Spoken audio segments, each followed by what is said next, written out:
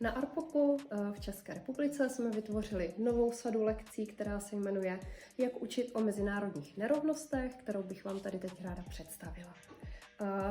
Sada lekcí představuje celkem 3 lekce, které jsou vhodné pro žáky druhých stupňů základních škol a středních škol. A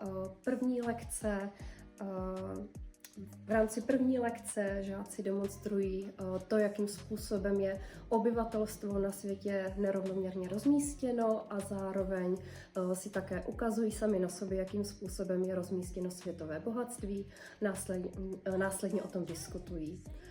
Druhá lekce je založena na simulační hře, ve které se žáci vžívají do toho, jakým způsobem funguje světový obchod.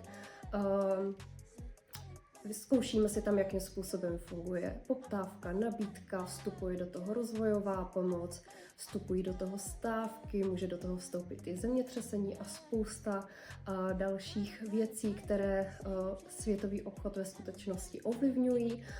Víme, že je to velmi oblíbená lekce, kterou mají žáci velmi rádi, protože tím, že je to hra, tak mnohdy ani nemají dojem, že se učí, ale ve skutečnosti jim toho ta hra dá opravdu hodně a může sloužit jako úvod do spousty témat, které se týkají ať už třeba zeměpisu, dějepisu nebo i občanské výchovy.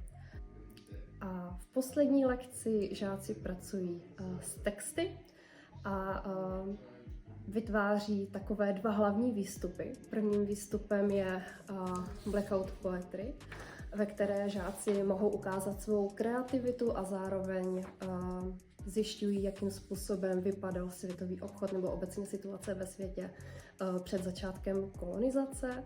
A následně všichni dohromady tvoří společnou pojmovou mapu, ve které si ukazují, jakým způsobem historie, především například kolonialismus, průmyslová revoluce a podobně, ovlivnily současnou nerovnost ve světě.